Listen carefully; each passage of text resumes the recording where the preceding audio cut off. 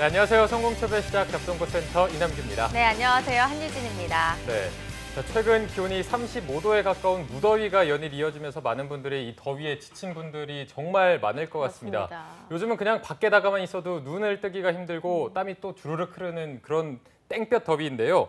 자, 이렇게 뜨겁게 맞아주는 여름 덕분에 밖에 나가는 게 두려울 정도입니다. 맞습니다. 이런 날씨에는 그냥 밖에 안 나가고 에어컨 아래에서 시원한 수박 먹으면서 쉬는 게 최고지만 네. 우리 취준생 여러분들 그럴 수가 없습니다. 무더위 속에서도 도서관으로 향하고 있는데 더위에 혹여 지치지는 않을까 걱정이 됩니다. 네.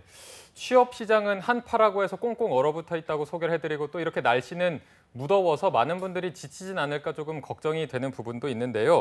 무더위와 취업에 지친 여러분들이 오늘 좀 활력을 되찾으시라고 알토란 같은 알짜 정보를 저희가 또 준비해봤습니다. 오늘 저희 방송 보시면서 활력을 조금이라도 챙겨가시면 좋을 것 같습니다. 자, 그럼 목요일 잡정보센터 지금 힘차게 출발합니다.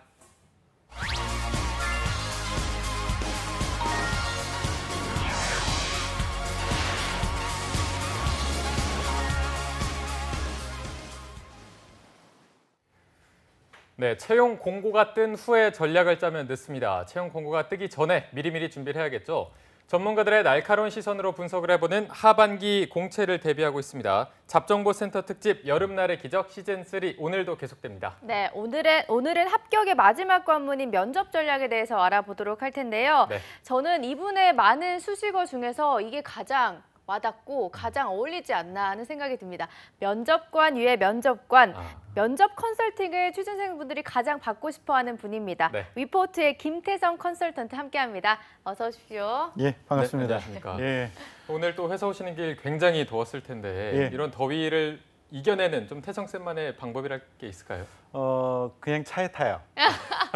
안 돌아다니고. 예, 그냥 그럼요. 어딜 가까운 데 다닐 때도 차를 타고 움직이기 때문에 그렇죠. 예, 더위는 안 타는 대신에 이제 배가 점점 나오고 있죠. 예, 그런 부작용은 있습니다. 네, 너무 공감이 되네요. 자, 저희가 앞에서 좀 유진 MC가 소개를 해주셨지만 네. 면접관이라는 저희가 수식을 항상 붙여드리고 있는데 때문에 좀 면접관들의 생각을 손바닥 안에 들여다보시 훤히 좀 보실 것 같아요. 예. 현대차 면접관들의 생각을 좀 미리 예측해 본다면 어떻게 예. 할 수가 있을까요? 예측할 수 있죠. 저는 예, 그러니까 부른 거죠. 네, 그럼요. 네. 뭐 아시다시피 저는 이제 면접관들을 교육시키는 역할을 면접관의 교관 역할을 많이 했었었고요. 네. 예, 제가 가르친 사람만 한 500명 정도 면접관들이 이제 실전에서 면접관으로서 전국에 하고 쫙 있고요. 퍼져 있는 거네요. 예, 아. 그리고 제가 실전에서 면접했던 사람만 해도 3,000명 정도가 되기 때문에 오. 예, 다양한 케이스들이 있고 실제 면접관들이 어떤 눈으로 그 지원자들을 바라보고 있는지 제가 만든 사람이고 가르친 사람이에요. 그래서 제가 제대로 알 수 있죠. 그러니까 이게 그런 게 있어요. 그 강의들도 들어보시면 그러니까 지원자 관점에서 설명이 되는 그런 강의들도 있고요. 네. 그리고 면접을 직접 해보고 그 시스템을 만들었던 사람 입장에서 그 기준을 말해주는 사람이 있는데 그 지원자 입장에서는 내가 왜 합격했는지 불합격했는지를 잘 모르거든요. 그렇기 때문에 이 학생이 이렇게 대답해서 떨어졌어. 이걸 가지고 일반화를 시키면 굉장히 큰 오류를 범할 수 있거든요. 네. 그렇기 때문에 이 방송에서는 제가 직접 면접을 했던 사람 그리고 면접관을 교육시켰던 그 기준을 제시했던 사람 그 관점으로 여러분들한테 알려줄 테니까 다른 곳에 흔들리지 마시고 제가 해주는 말씀, 드리는 말씀 잘 들으시기 바랍니다. 네, 정말 시작부터 든든합니다. 네. 오늘 태성쌤이 하시는 말씀을 귀 쫑긋 눈 번쩍하고 들으신다면 아마 하반기 공채에서는 100점 배승을 할 수 있지 않을까 하는 생각이 드는데요. 네. 자, 그럼 현대차 입사의 마지막 관문인 면접 전형은 좀 어떤 식으로 이루어지고 있나요? 그 다른 기업과 크게 다르지는 않습니다. 보통 이제 기업들이 1차 면접, 2차 면접을 하고요. 1차 면접에서는 보통 그 실무진 면접들을 많이 해요. 근데 이제 실무진 면접들은 요즘의 추세입니다. 대부분 세 개를 한 세트로 진행을 하거든요. 그러니까 질문과 대답으로 하는 면접들이 있고 또 하나는 PT 면접, 또 하나는 토론 면접. 요 세 가지를 가지고 1차 면접들을 많이 구성하는데 네. 현대도 마찬가지입니다. 현대도 1차 면접에서는 핵심 역량 면접이라는 것 그리고 직무 역량 면접이라는 걸 보는데요. 핵심 역량 면접이라는 것은 질문과 대답으로 이 사람이 어떤 사람인가를 알아내는 것 이런 것을 하고요. 이건 이제 자기소개서 중심으로 질문들이 많이 이루어집니다. 그리고 이제 직무 역량 면접이라는 건 이거는 R&D 분야하고 그리고 일반 직무하고 약간 형태를 다르게 하는데요. R&D 같은 경우에 PT 면접을 하게 되고요. 일반 직무 면접인 경우에는 그 토론 면접 이것을 많이 하게 됩니다. 네. 이게 그 1차 면접에서는 블라인드로 면접을 하게 되고요. 일단 1차 면접에서 그 PT 면접을 간단히 조금 추가적인 설명을 드리면 일단 문제 상황하고 데이터를 줘요. 지원자들한테. 그리고 예를 들어서 지금 개별 소비세 인하가 되고 있고 그리고 신차 효과가 굉장히 그 긍정적인 기대 효과가 있는데 의외로 뭐 그랜저가 잘 안 팔리고 있어. 당신이라면은 어떻게 했으면 좋겠어라고 하면서 그 백데이터를 또 줍니다. 이런 데이터를 이렇게 산재해 있는 데이터를 분석해서 여기서 솔루션을 만들어서 발표하게끔 하는데 A4 용지를 주고 한 20분 정도 준비를 하게 하고 그다음에 한 5분 정도 발표 그리고 발표한 내용을 가지고 한 15분 정도 또 질문 대답하고 이런 형태로 진행이 되고요. 1차 면접이 합격이 됐어. 그러면 2차 면접은 다른 기업과 굉장히 비슷하게 임원 면접으로 진행합니다. 임원 면접은 보통 이제 인성을 많이 본다라고 생각하는데 네. 요즘에는 직무가 굉장히 중요하게 떠오르기 때문에 인성과 직무를 종합적으로 보게 됩니다. 임원들이 들어와서 그래서 보통 한 사람이 들어가서 한 사람의 지원자를 대상으로 면접관 2명 또는 3명이 집중적으로 질문하는 그런 형태의 면접으로 나눠서 1차, 2차 나눠서 진행을 하게 됩니다. 네. 자, 저희가 면접이 어떻게 치러지는지 그 전체적인 일정을 한번 살펴봤고요. 자, 현대자동차면은 스펙보다는 이 자동차 그리고 현대라는 기업에 대해서 얼마나 많이 알고 있고 얼마나 좋아하느냐, 얼마나 미쳐 있냐 이거를 좀 많이 본다고 알려져 있는데 그만큼 또 면접은 다른 기업도 다 중요하겠지만 다른 기업보다 더 좀 중요하다 이런 평가도 있고요. 면접 전략을 좀 어떻게 준비하는 게 좋을까요? 지금 굉장히 중요한 말씀을 하셨는데 현대자동차는 특히나 자동차에 미쳐 있는 사람들을 굉장히 좋아합니다. 정말 미쳐 있어야 돼요. 네. 그리고 첫 번째는 그거고요. 두 번째는 직무에 대한 이해가 굉장히 필수입니다. 그러니까 다른 기업들도 그렇게 추세가 나아가고 있지만 현대차는 더더욱 직무에 대한 이해를 굉장히 강하게 요구하고 있는 그런 기업이에요. 그래서 직무에 대한 이해는 필수. 그리고 세 번째 팁을 드리자면 외워서 말하는 것을 훨씬 더 많이 싫어합니다. 싫어하는. 예, 굉장히 싫어합니다. 그래서 외워서 말하는 것에 대해서는 진실성이 없다라고 생각을 하거든요. 그렇기 때문에 외워서 말하지 말아라. 마지막으로 여기는 이제 SPA라고 해서 영어 테스트도 간단히 이루어지거든요. 요거에 대한 대비도 간단히 해야 됩니다. 굉장히 높은 수준의 것을 요구하지는 않지만 그래도 준비가 아예 없이 들어가면 당황할 수 있으니까 제가 지금 말씀드린 미쳐라, 자동차에 미쳐라, 그리고 그 직무에 대한 이해해라, 외우지 말아라, 영어에 대한 대비를 해라 이런 관점에서 준비를 하셔야 됩니다. 네, 이렇게 알겠습니다. 네 가지 부분으로 콕 집어서 합격 전략을 공개해 주셨습니다. 네. 자동차에 미쳐야 하고요. 직무에 대한 지식이 필요하고 절대 외워서는 안 되고요. 또 영어에 대한 그 준비도 조금 필요하다라고 말씀해 주셨는데 네. 항목별로 좀 하나씩 짚어보도록 하겠습니다. 먼저 첫 번째 면접 전략이 자동차에 미쳐 있음을 보여줘라라는 건데 좀 이 부분은 어떻게 준비를 좀 해야 할까요? 일단 제가 요 말씀을 드리고 싶어요. 자동차가 기계냐? 이거에 대한 대답을 여러분들이 생각을 해보셔야 돼요. 예, 고민을 좀 해보셔야 돼요. 자동차는 기계가 맞았죠. 그렇지만 지금도 여전히 기계는 기계인데 기계만은 아닌 거죠. 하나의 예를 들어드리면 매년마다 열리는 세계 전자박람회라는 게 있어요. 미국에서 열리는 굉장히 어마어마한 규모입니다. 근데 거기에 주인공이 전자제품이 아니라 요즘에 자동차가 되고 있어요. 오히려 반대로 세계 4대 모터쇼가 있거든요. 그리고 제일 처음에 하는 게 미국에서 일어나는 북미 모터쇼가 있는데 제일 큰 그 모터쇼예요. 거기 세계적인 자동차 브랜드들이 요즘에 대부분 불참하고 있어요. 예, 자동차 모터쇼에 자동차 메이저 회사들이 불참을 하고 있단 말이에요. 어디로 간 거죠 그러면? 다 CES라고 하는 전자박람회. 오히려 전자박람회의 주인공이 요즘에 자동차가 돼가고 있어요. 그 뭐냐? 자동차는 더 이상 기계가 아니다. 네. 이 생각을 좀 해보셔야 돼요. 그래서 자동차가 예전에는 그냥 운송수단이었다 정도로만 생각하면 되지만 이제는 그렇지 않다. 자동차가 다양한 그 IT 기술과 접목이 돼서 새로운 형태, 의미를 고객들한테 전해주는 거죠. 예를 들어서 삼성전자도 마찬가지예요. 삼성전자가 작년인가 하만이라고 세계적인 전장 업체가 있거든요. 거기를 네. 인수를 했어요. 네네. 거기를 인수해서 다양한 작업들을 하거든요. 자동차와 관련된 것. 하나 예를 들어드리면 음성인식과 AI 기술을 접목해가지고 일단 예를 들면 탑승을 해. 차에 타잖아요. 그러면 이 사람 이 사람의 하루의 일정을 쫙 모니터에 보여줍니다. 보여주고 지금 가야 될 목적지로 자동으로 세팅이 돼가지고 가게 돼요. 가는 동안에 이 사람이 평소에 관심 가졌던 뉴스나 아니면 어떤 그 프로그램 이런 것들을 보여주고 있죠. 그리고 중간에 예약이 필요하면 자동으로 예약을 할 수 있도록 해주고 탑승자는 내려서 자기 일을 보면 되는 거예요.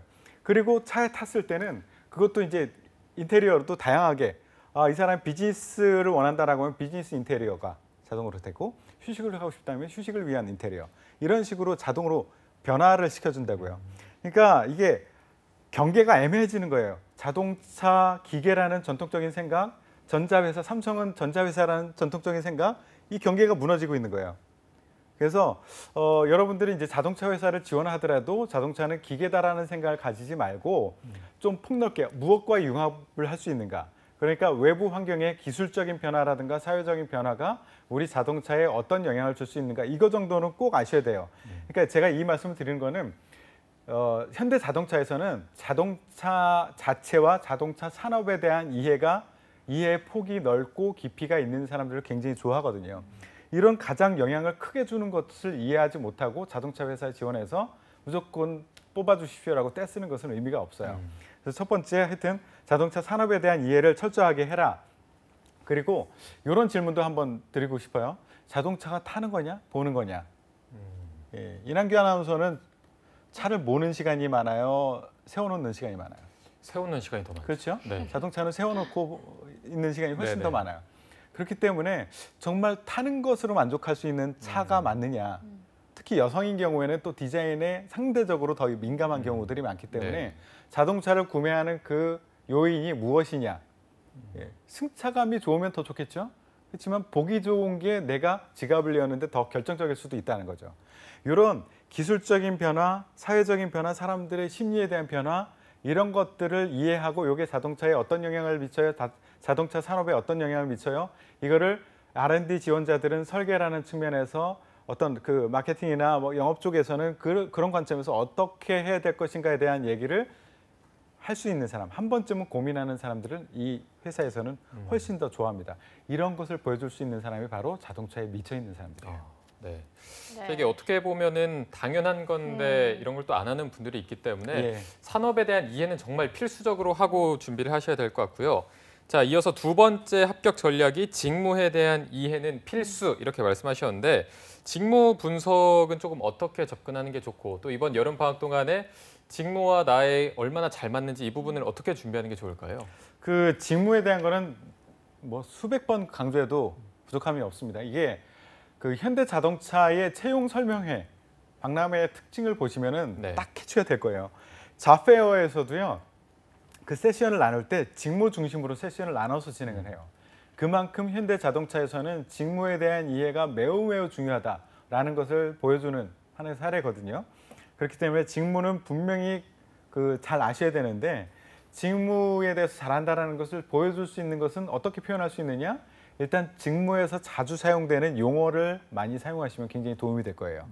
이것들 찾아볼 수 있는 데가 많거든요. 대표적인 데가 현대 자동차는 매년 그 H북이라는 그 안내서를 발간을 하거든요. 네. 온라인에서 다운받을 수 있어요. 거기 보면 회사에는 어떤 직무들이 있고 그 직무는 어떤 일을 하고 있고 그리고 이 직무를 잘하기 위해서는 어떤 역량이 필요하고 이 직무를 계속하다 보면은 어떻게 향후 나갈 수 있고 실제 하루의 일과는 어떻고 이런 것들이 잘 설명이 돼 있어요. 그래서 직무에서 사용하는 용어 여기만 봐도 알 수 있거든요. 그리고 그거 용어를 자주 활용할 수 있도록 내 그 입에 이렇게 잘 붙을 수 있도록 네. 준비를 하셔야 되고요. 그리고 회사를 지원하는 친구들이 너무 환상을 갖고 지원하는 친구들이 많아요. 그렇기 때문에 실제 하루의 일과가 어떻게 되는지를 스스로도 한번 생각해보고 아는 사람에게 물어보기도 하고 방금 전에 말씀드렸던 H북을 참고해 보셔도 H북에 선배 사원이 들려주는 이야기 이런 것들이 있거든요. 하루에 어떻게 일과를 진행하는지를 알 수 있거든요. 이런 거를 내가 제대로 알고 있다라고 생각하면 면접관 입장에서는 아 얘는 환상을 갖고 접근하는 친구가 아니구나. 실제 이런 일을 하고 있구나라는 걸 알면서도 지원하네. 왜냐하면 허접한 일도 많이 하거든요. 사실은. 네. 예, 그거 실망하면 이제 나가게 되는 거죠. 예를 들어 만약에 현대자동차의 해외 영업을 지원했어. 해외 영업 지원하는 친구들은 대부분 굉장히 큰 꿈을, 아주 멋진 그림을 머릿속에다 그린단 말이에요. 네. 막 해외를 돌아다니면서 뒤적고 다니면서. 바이어 만나고 굉장히 어려운 그 계약을 따내고 뭐 이런 거 하거든요. 네. 근데 실제 현대자동차의 해외 영업을 하는 사람, 제가 아는 사람은 2년 동안 입사해서 2년 동안 출장을 한 번도 못 갔대요. 그럼 계속 국내에만. 예, 해외 영업이라서 아. 해외를 누비고 다닐 줄 알았더니 나 글로벌 이러면서 들어갔는데 출장을 한 번도 못 간 거예요. 자리에 앉아서 보고서 쓰는 게 한 80%였대요. 예. 그리고 계속 이제 해외하고 연락을 하는데 그렇다면 해외 현지인들과 연락을 하느냐? 또 그렇지도 않았어요. 이 친구는 해외 법인, 이렇게 그 거대한 기업들은 법인들이 있죠. 네네. 거기에 한국인의 법인장을 대상으로 거기하고 의사소통을 하는 거죠. 예. 그러니까 내가 생각했던 그 일이 아닌데 들어갔는데 계속 내 자리에 앉아서 해외 출장도 못 가고 계속 보고서만 쓰고 있네. 에이씨, 내가 이러려고 여기 왔나? 휙. 예, 이런 경우가 생긴단 말이에요. 네. 그래서 면접관 입장에서 얘한테 말을 걸어보고 진짜 이 자리가 어떤 일을 하는 건지 하루 일과가 어떤 일인지 제대로 알고 오는 친구, 이런 친구들을 뽑아야지 중간에 실망하고 나가지 않겠구나 이런 생각을 할 수도 있습니다. 네. 네. 1번하고 2번 두 개 다 좀 취준생들이 부지런하게 움직여야 할 것 같다는 생각이 드는데요. 네. 이 3번 같은 경우에는 외워서 얘기하지 말라라고 말씀을 해주셨습니다. 그런데 좀 취준생들이 예. 되려 면접을 볼 때 당황하지 않으려고 예. 미리 기출문제를 뽑아서 예. 좀 연습을 하잖아요. 예. 이런 것들은 좀 어떤 식으로 준비를 해야 하나요, 예. 그러면? 그 당황하지 않으려고 외운다고 했는데 외우면 안 당황하나요? 더 당황하더라고요. 더 당황해요. 나온 맞아요. 책들을 보면은 예. 하나같이 외워서 말을 하는데 예. 다 자꾸 끊기더라고요, 중간에. 그렇죠. 토시 하나 틀리면 끊기고. 그렇죠. 네. 예, 토시 하나 틀리면 다시 하겠습니다. 얼굴 빨개지면서 그 얘기 하거든요. 근데 면접관 입장에서 토시 하나 틀린다고 뭐라고 안 그래요. 모르죠, 그리고. 예, 알지도 못하고요. 네. 본인이 더 가르쳐줘요. 저 지금 토시 틀렸어요라는 걸 알려주듯이 그렇게 얘기를 한단 말이에요. 그러니까 면접 지원자 입장에서도 면접관 입장에서도 외워서 하는 것은 도움이 되지 않습니다. 지원자 입장에서도 외우는 경우에 더 긴장을 해요. 맞아요. 네. 예, 내가 긴장하지 않기 위해서 외우는데 오히려 더 긴장을 하게 됩니다. 그리고 외운 대로 제대로 하지도 못해요. 대부분의 경우엔. 그리고 그 면접관 입장에서는 딱 듣고서 외운 티가 난다라고 하면은 자세가 어떻게 바뀌느냐면 일단 이렇게 배가 나오면서 이렇게 제껴져요. 그래. 관심도가 좀 떨어진 네, 거예요. 귀도 좀 이렇게 정리 좀 하고 그리고 그동안 이제 면접하느라고 피곤해서 생각하지 못했던 집에 가서 이거 뭐 해야 되는데 뭐 이런 생각. 이거 상사가 뭐 보고서 올리라는데 그거 언제 하지? 아들 녀석이 오늘 아침에 대들었단 말이야. 이거 어떻게 집에 가서 눌러놓지? 이런 생각하고 있어요. 면접 지원자들이 그런 외워서 얘기를 할 때는 진실되다라고 받아들이지를 않는 거예요. 저거는 그냥 포장한 얘기, 남의 얘기일 수도 있다. 이렇게 들리기 때문에 우리는 면접관들은 대화를 하고 싶어 하거든요. 지원자와. 네. 진짜 이 사람이 어떤 친구지? 대화를 통해서 뭔가 알아내고 싶어 하는데 외운 티가 딱 나는 순간 저건 대화가 아니다 생각하고 안 듣게 되는 거죠. 그래서 지원자도 더 긴장하지, 그쵸. 면접관도 듣지 않지. 그걸 왜 합니까? 절대 하지 마십시오. 그렇다고 아무 생각 없이 들어가면 또 할 말이 없을 거예요. 네. 그래서 그 평가항목이라는 걸 뒤에서 소개를 해드릴 텐데 평가항목과 관련 지어질 수 있는 그런 그 나의 경험을 키워드, 한 질문의 키워드 한 3개 정도만 외워서 가세요. 3개가 넘어가면은요 지원자 입장에서도 기억을 못 할 거고요. 네. 면접관 입장에서도 3개 이상을 전달해 주잖아요. 기억을 못 해요. 예. 그리고 우리가 그 PT 할 때도 제가 교육을 하는데 솔루션을 제시해라, 대안을 제시해라 할 때 3개 이상 얘기하지 말아라. 그렇게 얘기하거든요. 3개 이상 넘어가면 면접관들이 정리를 못 해요. 그래서 3개 정도 키워드만 가지고 그리고 그것만 머릿속에 넣고 그걸 가지고 현장에서 말을 풀어나가는 것이 훨씬 대화하는 느낌, 그리고 면접관에게 제대로 인상을 심어줄 수 있는 그런 좋은 방법입니다. 네. 네. 키워드는 맥시멈 3개로 해서 좀 이야기를 잘 풀어가는 연습을 계속 해봐야 될 것 같고요. 자, 4번째 면접 전략이 영어였습니다. 자, 현대차그룹 같은 경우에는 2015년부터 모든 계열사가 채용 시에 영어 면접을 보고 있는데 영어 면접을 굳이 좀 보는 이유가 있을까요? 저도 이거는 별로 동의하지는 않아요. 왜 쓸데없는 짓을 하나라는 네. 생각을 하거든요. 대부분의 기업에서 기업에 입사 후에 영어를 쓸 수 있는 사람들은 뭐 한 2% 내외라고 보시면 될 것 같아요. 오히려 영어를 쓰는 경우에 굉장히 싫어하는 사람들이 많아요. 내부에서도 싫어하고 고객들도 싫어하고. 그런데 이거를 왜 테스트를 하는지 이해는 안 되지만 어쨌든 한다고 하니 일반적인 직무인 경우에는 영어에 대해서 너무 부담스럽게 생각하지 마세요. 그러니까 원어민이 나와서 테스트를 할 건데요. 여러분들한테 굉장히 높은 수준의 영어를 요구하지는 않을 거예요. 그냥 이 친구가 만약의 경우에 영어를 써야 될 경우에 그래도 도망가지 않을 정도는 되는가 정도만 확인하게 될 거예요. 근데 이제 직무에 따라서 해외 영업인 경우에는 영어를 쓸 일이 상대적으로 많겠죠. 이 친구들은 계약서 같은 것도 볼 줄 알아야 돼요. 그렇기 때문에 영어에 대해서 조금 더 꼼꼼하게 보려고 할 겁니다. 근데 이제 여러분들이 영어라고 하면은 너무 그 발음에 신경을 쓰는데요. 발음은 정말 중요하지 않아요. 정말 중요하지 않아요. 저도 IBM에서 외국계 기업에서 글로벌 기업에서 10년 이상을 근무를 했지만 처음에 저도 그 외국계 기업에 가가지고 발음에 대한 부담이 굉장히 컸어요. 그래가지고 말을 하기가 너무 두렵더라고요. 더군다나 제 팀원들은 다 외국에서 뭐 10년 뭐 이렇게 살다 온 친구들이라 저는 해외 전화를 할 때마다 회의실에 숨어서 했어요. 안 들리게 하려고. 제 팀원들은 다 자리에 앉아서 착 하는데 저는 회의할 때 되면 회의실로 찾아가지고 식민지 발음으로 막 영어를 했죠. 굉장히 부담스러웠는데 나중에 저도 제 자리에 앉아서 했어요. 저도 영어로 통화를 하다 보니까 학교에서 들었던 그 영어, 미국식 영어 이거를 들을 기회는 10%도 안 돼요. 인도식 영어, 스페인식 영어, 무슨 어떤 남미식 영어 이런 것들이 인도식 영어 이런 것들이 섞여서 들어오거든요. 그리고 발음이 정확하다고 이 사람들이 알아듣는 것이 아니라 어떻게 정확한 그 구조를 가져가느냐 이것이 훨씬 더 중요하더라고요. 그래서 여러분들 부담 갖지 말고 실제 입사할 때도 너무 발음에 대한 고민을 하지 마시고요. 그리고 단어도 너무 고급 영어 쓰려고 생각하지 마시고 발음도 신경 쓰지 말고 그 얘기 있잖아요. 그거 들어보셨어요? 카투사 200단어. 카투사 200단어요? 예. 모르겠네요. 카투사 가는 친구들 제대한 친구들한테 야 이제 또 영어 잘하겠다 그러면은 딱 200단어 정도만 쓰고 왔대요. 2년 단어로 동안. 이제 대화를 하는 건가요? 그냥 2년 동안 200단어면 모든 게 다 해결이 됐다는 거예요. 기업에서도 마찬가지거든요. 쓰는 용어가 거의 비슷해요.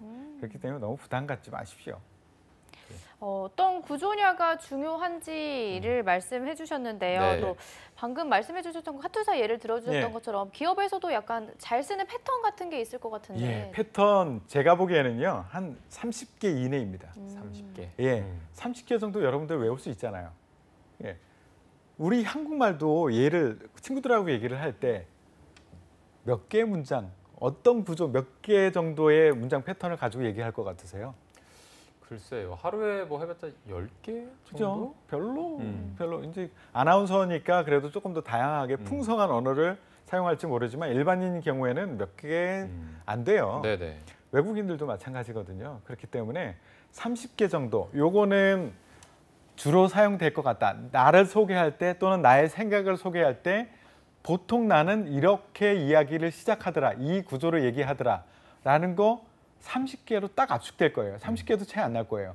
그거 적어 놓으세요. 그리고 거기다가 계속 대입해서 얘기를 풀어나가면 모든 것을 다 해결할 수 있을 거기 때문에 오늘서부터 나를 표현하는 건 나의 생각을 표현하는 걸 한번 몇 개 문장을 적어보시고 거기 공통적으로 나오는 패턴 요거 제가 보기엔 10개면 될 것 같아요. 10개 정도만 준비해 놓으시면은 영어 면접 준비는 충분히 될 거라고 봅니다. 잘 알겠습니다. 지금까지 합격을 부르는 면접 전략에 대해서 4가지에 대해서 알아봤는데요. 이제는 실제로 어떤 질문을 받게 되는지 한번 알아보도록 하겠습니다. 자, 먼저 임원 면접이 예전에는 인성만 봤다면 요즘에는 직무까지도 같이 보는 좀 종합 면접의 성격을 띠고 있다. 아까 이렇게 말씀해 주셨는데 먼저 그러면 인성을 평가할 때 주로 어떤 질문을 하고 있나요? 인성을 평가할 때는 보통 이제 경험을 묻기도 하고요. 본인의 가치관을 묻는 경우들도 굉장히 많습니다. 제가 예를 들어 드릴게요. 실제 났던 기출 면접 질문들을 몇 개 소개를 해드리면 지원자께서 도전적인 목표를 세워서 그것을 성취하기 위해서 끊임없이 노력했던 그런 경험이 있으면 얘기해 보시겠어요? 이런 질문을 하기도 하고요. 또 본인의 성격의 장단점이 뭐라고 생각하세요? 이것도 났었고 팀 내에서 협업을 이루기 위해서 노력해 봤던 경험이 있습니까? 혹시 단체에서 조직이나 단체에서 본인이 리더를 해본 경험이 있습니까? 그리고 친구가 지원자 당신을 다른 친구한테 소개할 때 뭐라고 소개하나요? 이런 질문. 또 인생 살면서 가장 힘들었던 순간이 언제였습니까? 그때 어떻게 하셨어요? 이런 질문도 나왔었고요. 3과 1의 목표는 뭡니까? 이런 질문을 합니다. 요거 보시면 일단 한 반 정도는 경험을 묻고 있을 거고요. 그리고 그 중에서 또 이제 반은 질문의 의도가 명확하게 나타나기도 해요. 도전적인 목표를 세우고 끊임없이 성취를 위해서 노력했던 경험, 요거는 도전을 얘기하는 거구나. 평강목에 도전이 있겠구나. 열정이 있겠구나. 이렇게 생각하시면 돼요. 그리고 팀 내에서 협업, 뭐 팀에서 리더 뭐 이런 거 물어보면 조직 적응력 내지 팀워크를 물어보겠구나. 이런 생각을 하시고 답변을 그 면접자의 의도, 질문 의도를 이해하시고 답을 하시면 됩니다. 네. 네, 그럼 이제는 직무 역량에 대한 평가에서는 어떤 질문을 받게 되는지도 좀 알려주시죠. 예, 회사와 직무와 관련된 질문들이 나오는데 이것도 예를 들어드리면 이해가 빠르실 거예요. 실제 났던 질문들 현대차에서 네. 지원 동기는 100% 물어볼 거예요. 왜 우리 회사를 지원했습니까? 아니면 왜 이 직무를 하려고 합니까? 이런 질문은 100% 나올 거고요. 제가 지금 말했던 그대로 이렇게 묻기도 하고요. 다른 형태로 살짝 꼬아서 묻기도 합니다. 그리고 또 하나 이제 현대자동차에 들어와서 개선하고 싶은 점이 뭐라고 생각하세요? 이거는 현대자동차 또는 산업에 대한 이해가 바탕이 되지 않고는 답을 할 수 없는 그런 질문들이에요. 그러니까 회사나 직무에 대한 이해가 철저히 있어야 되겠죠. 또 지원 직무와 관련해서 이 직무에서 필요한 역량이 뭐라고 생각하세요? 세 가지만 얘기해 보시겠어요? 그러면 그 중에 당신이 이 역량이 있다는 것을 보여줄 수 있는 그런 증거 자료가 있습니까? 그걸 설명해 보시겠어요? 이런 질문도 있었고요. 그리고 현대차 중에서 또는 아니면 다른 모든 브랜드를 통틀어서 어떤 차에 관심이 있으세요? 그 차를 왜 관심이 있어 합니까? 그 차는 뭐가 강점이죠? 이런 식의 꼬리 질문을 계속 이어서 하기도 하고요. 조금 추상적인 질문을 하게 돼요. 현대차, 현대자동차, 기업 또는 차에 대한 이미지는 어떻습니까? 이런 질문을 하기도 하죠. 제가 지금 그 기출 문제를 몇 개를 보여드렸는데 말씀드렸는데 다시 한번 강조하지만 산업과 직무에 대한 이해가 없이는 수상적인 얘기, 그냥 유화적인 얘기 이것밖에 할 수가 없을 거예요. 그래서 분명히 회사에 대한 자동차 산업에 대한 직무에 대한 이해가 있어야지만 깊이 있는 대답을 하고 면접관이 저 친구 괜찮네, 미쳐있네 이런 느낌을 받을 수 있을 겁니다. 네. 태성 쌤께서 계속해서 강조해주고 계신 것이 직무 역량 그리고 직무에 대한 이해, 이 직무에 대해서 계속 말씀해주고 계신데 그러면 지원하는 직무에 따라서 면접 전략도 조금 다르게 세울 필요가 있을까요? 그렇죠. 이게 크게 두 개로 나눠서 말씀을 드릴 수 있을 것 같아요. 그 R&D라고 구분되는 그런 그 직무가 있고요. 또 매뉴팩처링이 있고 소프트웨어 분야가 있고 그리고 전략 지원으로 분류가 되어 있는데 사실은 조금 그 이공계스러운 직무가 있어요. IT 쪽 이쪽이 있거든요. 여기 같은 경우에는 제일 중요한 것은 뭐냐면은 그 면접 평가 항목 요거를 집중하셔야 되고 그 중에서 전공 지식 이 부분이 가장 중요한 부분이라고 보시면 돼요. 그래서 제가 그 현대차에 지금 다니는 친구들한테 내부자들 정보를 종합해서 면접 평가표를 좀 구성을 해봤거든요. 네네. 예, 그걸 한번 보시고 설명을 드리면 더 좋을 것 같아요. 네. 일단 이공계 쪽, 그 지금 말씀드렸던 R&D나 매뉴팩처링, 소프트웨어, IT 쪽 이쪽의 면접 평가표를 제가 구성해봤는데 한번 네. 볼 수 있을까요? 자, 화면 지금 나오고 있네요. 네. 여기 보시면 전공 지식, 자동차 산업과 그리고 비즈니스에 대한 이해, 그리고 소통과 협업, 열정과 도전 이렇게 평가 항목이 돼 있어요. 네. 여러분들이 이 지원 분야를 그 매뉴팩처링, R&D 뭐 이런 부분을 지원하면서 저 말이에요. 글로벌 영역이 굉장히 뛰어나거든요. 이거 아무리 강조해봤자 뭐예요? 어디다 몇 점을 줄 건데 점수 줄 게 없거든요. 네. 철저하게 나는 면접 과정 중에서 이것을 평가받을 거야라고 생각하고선 이야기를 풀어나가 주셔야 돼요. 특히 전공 지식이 가장 중요하다고 했죠. 네. 야, 그런데 전공 지식은 당연히 중요한 거 알겠어. 근데 소통 이거는 협업 이거는 뭐 필요해? 내가 R&D인데 연구 개발하면 됐지. 소통 이게 뭐가 필요해?라고 생각할지 모르지만 여러분들은 R&D를 지원했더라도 학교 랩에 지원하는 게 아니에요. 학술 발표에 내 그 연구 성과를 내기 위해서 자랑하기 위해서 이 면접을 보는 게 아니거든요. 현대 자동차라는 비즈니스를 하는 돈을 벌기 위한 회사를 들어가기 위해서 나는 면접을 보고 있는 거예요. 그런데 회사에서는 성과를 어떻게 내느냐? 나의 그 연구 실적, 연구 깊이 있는 그 어떤 지식적인 것을 이용해서 돈을 벌려고 하는 거거든요.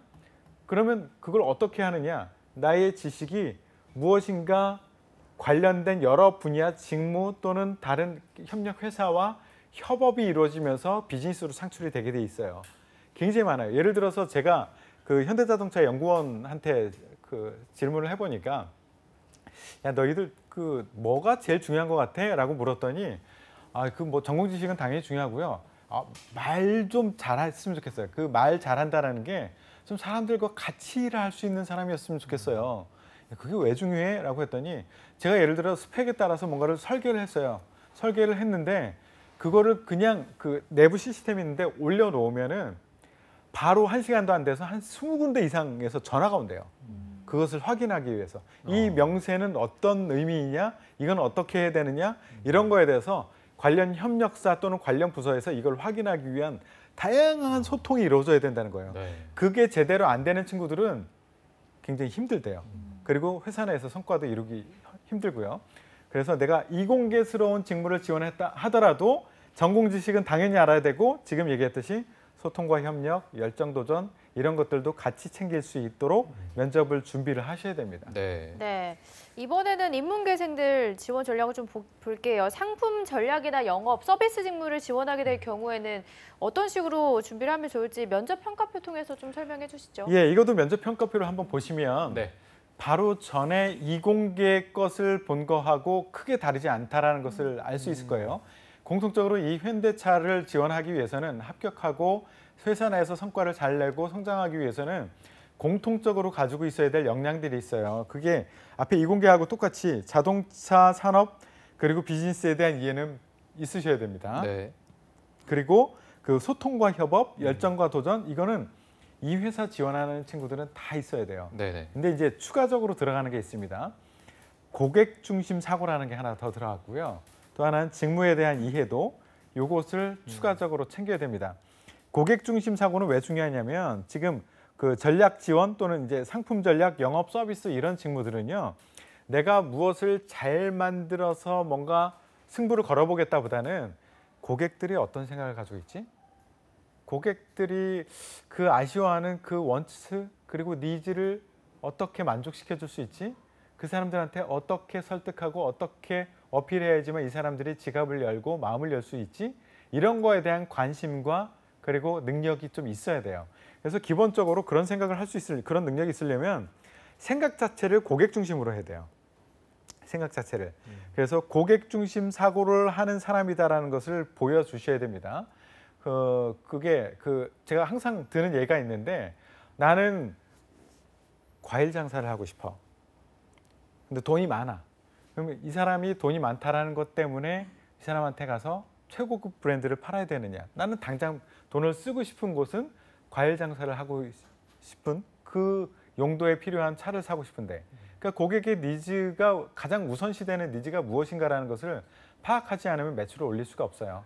그래서 평상시에도 나는 내 중심으로 공급자 중심으로 생각하는 사람이 아니라 저 사람이 뭘 필요로 하지? 저 사람은 어떻게 할 때 마음이 움직이지? 이것을 중심으로 생각하고 행동해왔다라는 것을 증거를 보여줄 수 있는 사람 이런 사람들이 면접관들한테 이쁨을 받을 수 있습니다. 네, 알겠습니다. 네, 알겠습니다. 자, 저희가 실제로 이제 평가 항목표를 보면서 저희가 설명을 드렸고요. 뭐 현대차 면접 평가표 그리고 인문계와 이공계 공통된 평가 항목까지 함께 살펴봤습니다. 마지막으로 이제 태성 쌤이 현대차를 준비하는 분들에게 신의 한 수를 준다면 어떤 게 있을까요? 제발. 네. 여러분들 합격시키고 아니고 이거는 합격은 지원자가 결정하는 게 아닙니다. 그리고 여러분들의 친구가 결정하는 게 아닙니다. 그리고 회사에서 면접을 해보지 않은 많은 주변의 이야기에 휘둘리지 마시고요. 예, 면접은 평가자가 결정합니다. 합격 여부를. 그렇기 때문에 이 방송 보시는 분들은 굉장히 행운이라고 생각하시고 정말 많은 정보들이 여러분들한테 쏟아져 나갈 거예요. 그런데 이 잡정보센터를 중심으로 제가 했던 얘기 그리고 우리 선생님들이 했던 얘기 그것을 중심으로 준비해 나가시면 좋은 결과 있을 겁니다. 한마디만 하면은 네. 흔들리지 말아라 이 얘기를 하고 싶어요. 이걸 보세요. 이것만 보세요. 네, 알겠습니다. 이게 뭐 자소서를 쓸 때도 그렇고 면접 준비를 할 때도 그렇고 하다 보면 이게 예. 지원자 본인을 계속해서 드러내려고 하기 때문에 오늘 태성 쌤이 말씀해 주신 것처럼 합격은 지원자 여러분이 결정하는 게 아니라 이제 기업에서 정하는 거기 때문에 그 부분을 계속해서 좀 환기시켜주는 그런 노력이 좀 필요할 것 같습니다.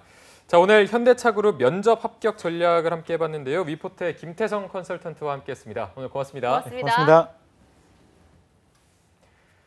네, 오늘 잡정보센터 1부에서 준비한 내용은 여기까지고요. 잠시 후 2부에서는요. 신세미 캐스터와 함께하는 일자리 방방곡곡이 준비되어 있고요. 네, 그리고 세계 시장에서 더 유명한 자랑스러운 우리 기업들입니다. 히든 챔피언 기업의 채용 정보를 알아보는 시간도 마련돼 있으니까요. 네, 어디 가지 마시고요. 채널 고정.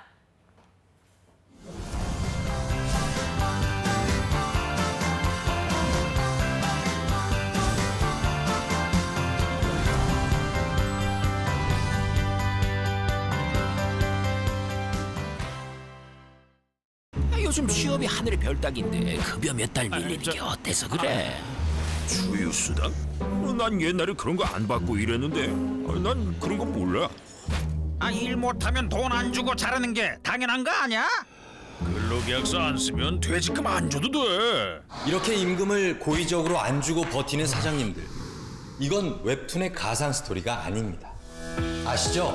고의적 임금 체불은 처벌받을 수도 있다는 거. 사업주와 근로자 서로가 신뢰받는 임금 체불 없는 사회. 모두가 바라는 내일입니다. 체불 말고 지불!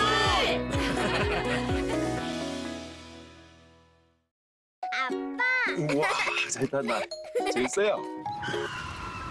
야 임마! 와! 어디 끼어드는 거야 임마! 생일 축하해. 고마워! 축하해!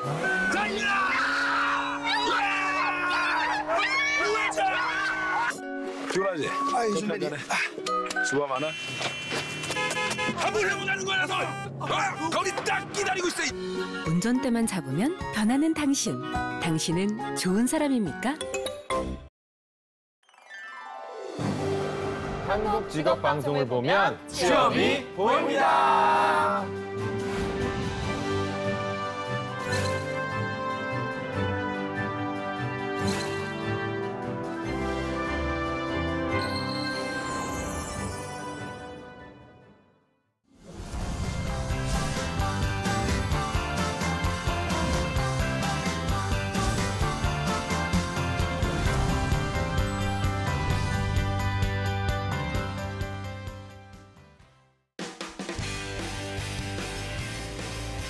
네, 성공첩의 시작 잡정보센터 2부의 문을 또 활짝 열어봤습니다. 저희가 2부에서는요.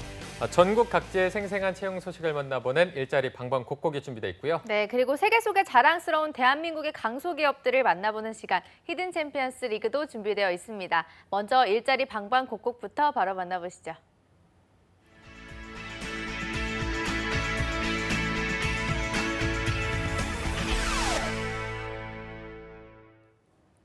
네, 과연 오늘은 어떤 일자리 소식이 올라와 있는지 매일매일 전국 각지의 생생한 채용 정보를 알아보는 일자리 방방곡곡. 오늘은 강원 먼저 들러보겠습니다.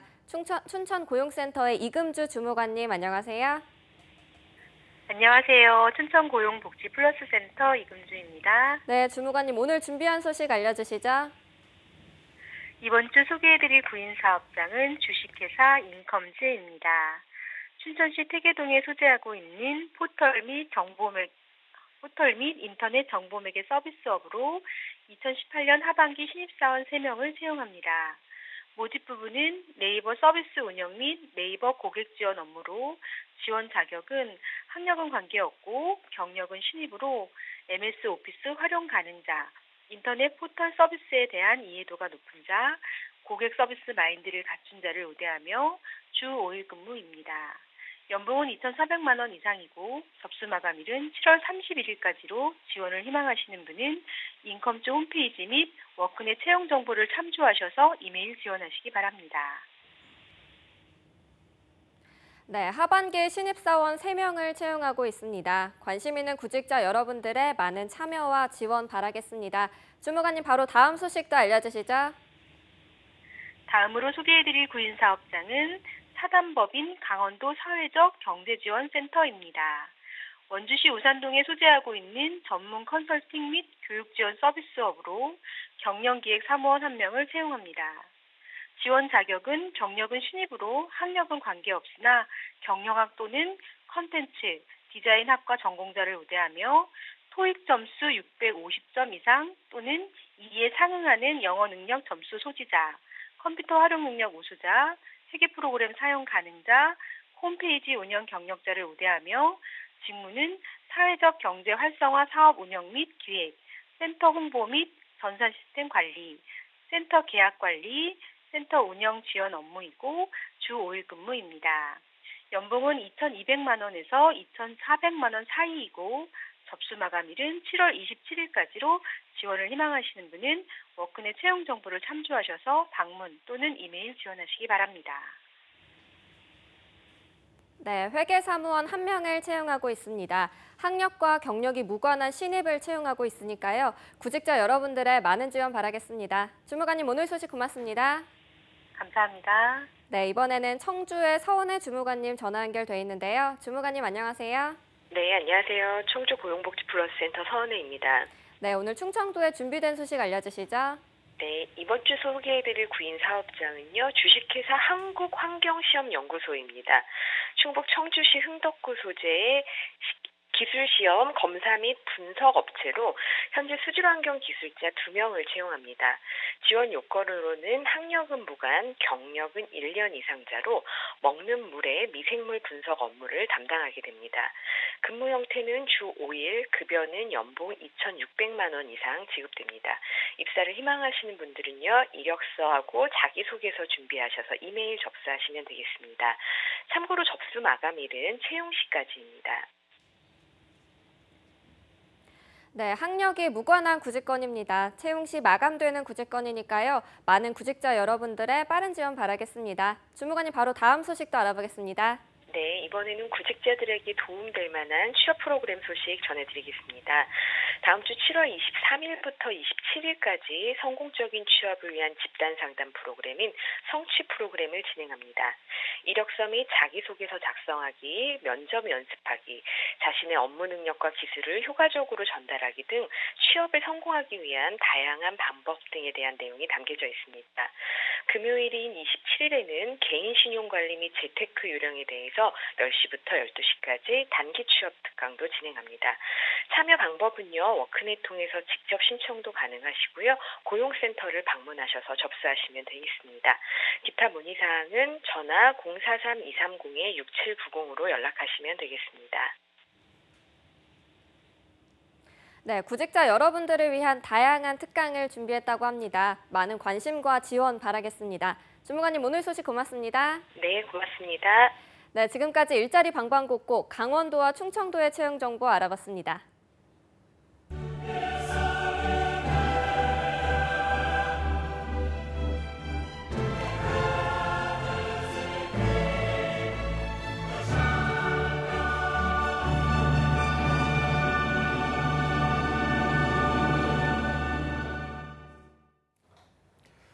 네, 해외에서 더 유명하고요. 대기업의 성장률보다 더 높은 성장률을 가지고 있고 또 회사와 내가 함께 커나갈 수 있는 강소기업들의 채용 정보를 알아보는 히든 챔피언스 리그 시간입니다. 네, 오늘 도움 말씀 주실 분은 취업 포털 커리어의 김병주 컨설턴트와 함께하겠습니다. 어서 오십시오. 네, 안녕하세요. 네, 안녕하십니까.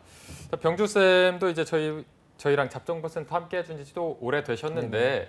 실제로 학생들한테 이 히든 챔피언 기업을 소개를 해주시고 또 거기에 실제로 들어간 학생들이 있는지 실제로 학생들은 어떻게 생각하는지도 좀 궁금하거든요. 실제로 히든 챔피언 기업에 들어간 학생들이 많은데 보통 이제 대기업을 준비하는 학생들한테 히든 챔피언 기업을 설명을 해주면 약간 좀 반신반의하더라고요. 일반 중소기업, 중견기업이 대기업보다 이제 매출액이 더 높다든지 아니면은 뭐 복지 수준이 더 높다든지 이런 것들에 대해 반신반의하는데 네. 실제로 히든 챔피언 기업에 들어간 학생들이 일반 대기업에 들어간 학생들보다 만족도는 훨씬 더 높습니다. 그렇군요. 네.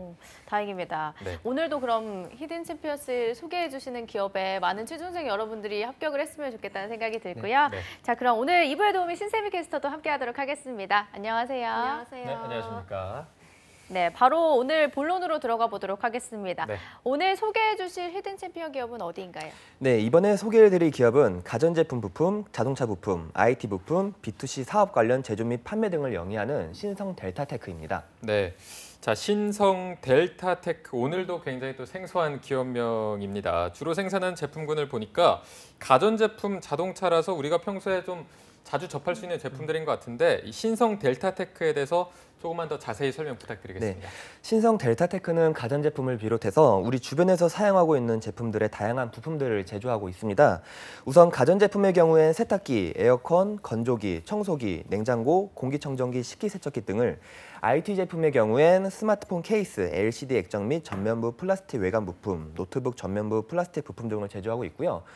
또한 자동차 부품의 경우에 센터 콘솔, 계기판 패널 부품, 에어컨 통풍구 제조 장치, 시트 등 차 내부의 인테리어 부품을 비롯해서 엔진 부품, 바퀴 휠 부품, 전기 자동차의 배터리를 제조하고 있고 아울러 에너지를 효율적으로 사용할 수 있도록 저장 및 관리하는 시스템인 ESS 시스템의 부품까지 제조하고 있습니다. 네.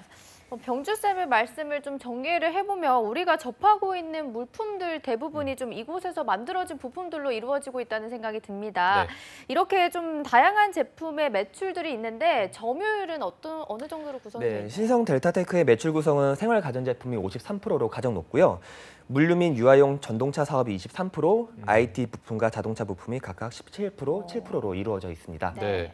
이렇게 매출 구성을 방금 말씀하신 것만 봐도 생활 가전제품이 53%로 가장 높고 또 절반 이상을 차지하고 있는데 이렇게 좀 생활 가전이 비중을 많이 차지하는 이유가 따로 있을까요? 네, 있습니다. 신성 델타테크의 고객사 비중을 보면 알 수 있는데요. 고객사인 LG전자가 74%, LG 디스플레이가 4.6%, 르노삼성이 4%, LG화학이 3% 이렇게 LG그룹이 대부분입니다. 네. 특히 LG전자 제품이 매출액의 50%를 차지하고 있는데요. 요즘 LG전자의 가전사업부가 굉장히 호황이죠. 네네.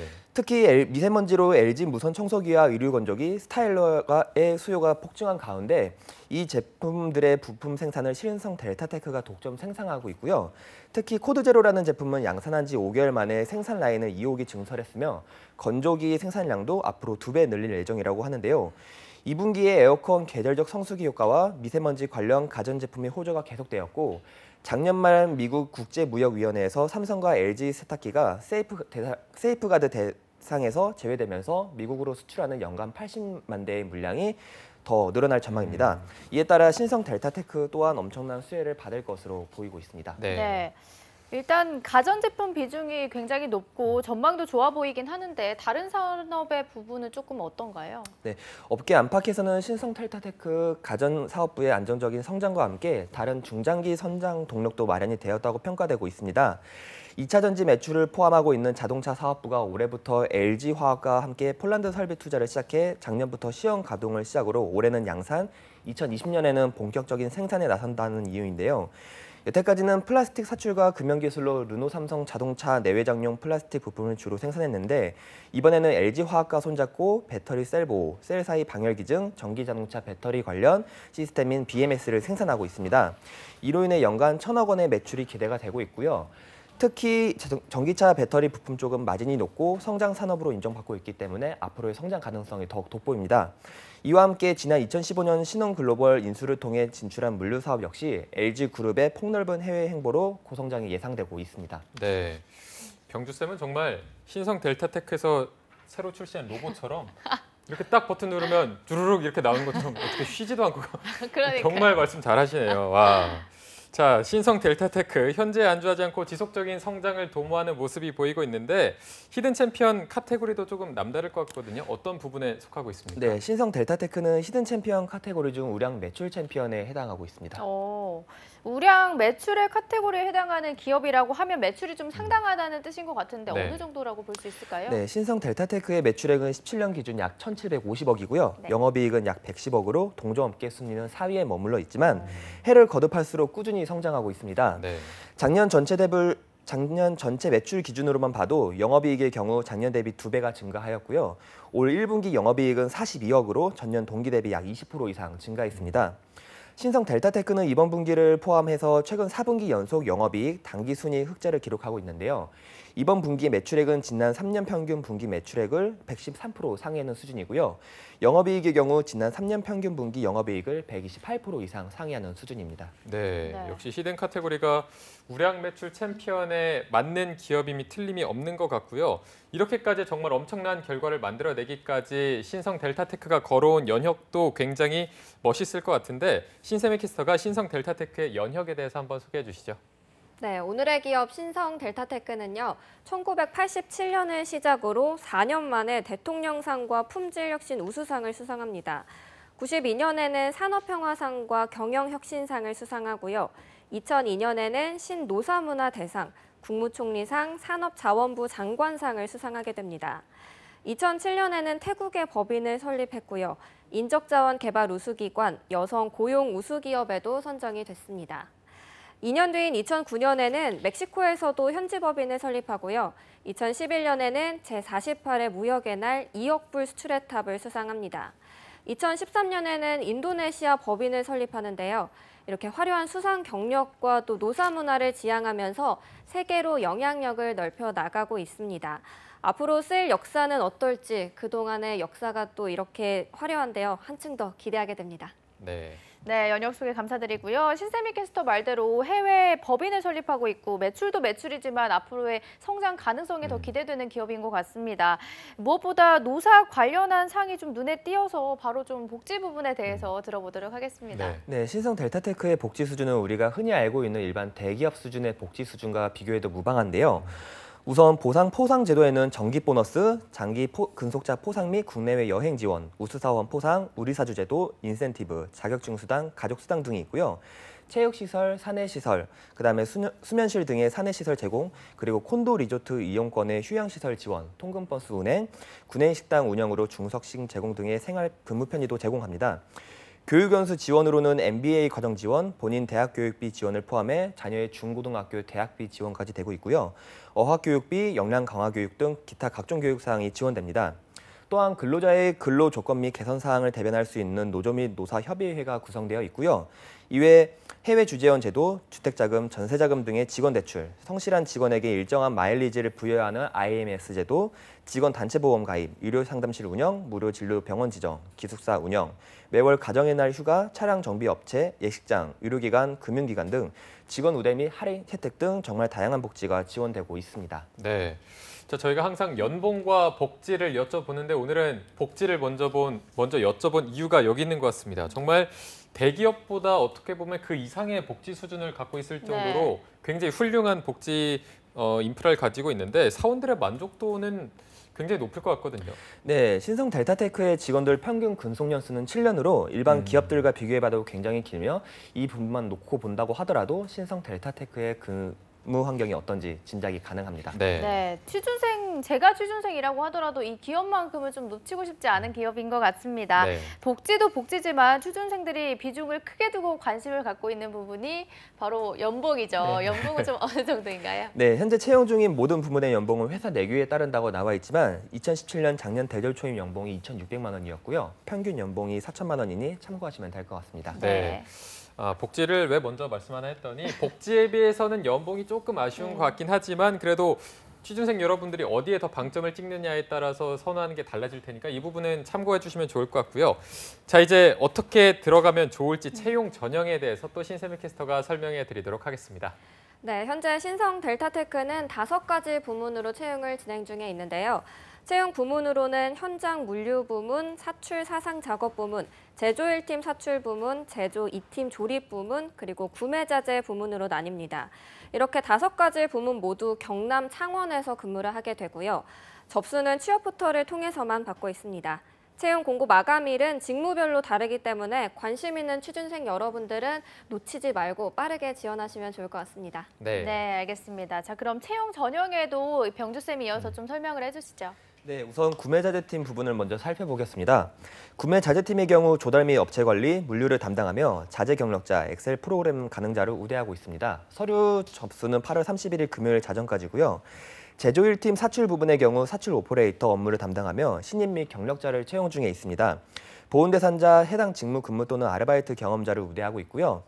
제조팀 조립 부문은 조립 업무를 담당하며 해당 직무 근무 경험자를 우대하고 있습니다. 생산팀 사출 사상 부문의 경우 사출 오퍼레이터, 물류, 원재료 사상 작업 부분을 담당하며 보온 대상자 해당 직무 경험자를 우대하고 있습니다. 마지막으로 현장 물류 부문의 경우 현장 물류 업무를 담당하며 보온 대상자는 우대하고 있습니다. 5가지 채용 부문 모두 3개월의 수습 기간을 거치게 되며 수시로 지원서를 검토 후 개별 연락하고 있기에 관심 있으신 지원자분들은 서둘러 지원해 보시면 도움 될 것 같습니다. 네. 자, 채용 절차도 한번 소개를 해주실까요? 네, 채용 절차는 서류 전형, 면접, 건강검진, 최종 합격 순으로 진행됩니다. 면접은 1대 다의 형태로 지원자 1명의 면접관 다수로 이루어져 있고요. 각 직무별로 채용 시기가 다르기에 최종 입사일은 최종 면접 후 일주일 이내로 입사하게 됩니다. 네, 채용 절차는 좀 비교적 단순하게 이루어지고 있는 것 같은데요. 병주쌤, 마지막으로 오늘의 기업 신성 델타테크를 추천하시는 이유가 있다면? 네, LG전자가 지난 1분기 미국 세이프가드의 영향과 원재료 가격 상승에도 불구하고 놀라운 실적을 이루었는데요. 가전 최대 협력사인 신성 델타테크 역시 LG가전 호황의 최대 수혜를 누리며 동방성장을 이어갈 것이고요. 오는 2020년까지 매년 사상 최대 실적을 기록할 것으로 전문가들은 내다보고 있기에 앞으로의 성장 가능성이 더욱 기대가 된다고 볼 수 있습니다. 네. 자, 병주쌤이 말씀해 주신 것처럼 앞으로의 성장이 더 기대되는 신성 델타테크 복지도 굉장히 훌륭했고요. 채용 정보 확인하시고 꼭 기회 놓치지 마시기 바랍니다. 자, 오늘 함께해 주신 취업포털 커리어의 김병주 컨설턴트 그리고 신세미 캐스터 두 분 고맙습니다. 고맙습니다. 네, 오늘 잡정보센터가 준비한 내용은 여기까지고요. 내일이 또 불금입니다. 많은 분들이 금요일 기다리셨을 텐데요. 지친 취준생들을 위해서 저희가 또 새로운 코너를 한번 준비해봤습니다. 자, 취업에 바쁜 그대들을 위해서 떠먹여주는 상식 토크, 잡소리꾼이 준비가 되어 있습니다. 네, 그리고 이어서 문화생활이 부족한 취준생들을 위한 시간입니다. 영화, 직업을 만나다도 준비되어 있으니까요. 내일 방송도 기대 많이 해주시기 바랍니다. 네, 내일 저희는 오전 10시에 찾아뵙도록 하겠습니다. 시청해주신 여러분 고맙습니다. 고맙습니다.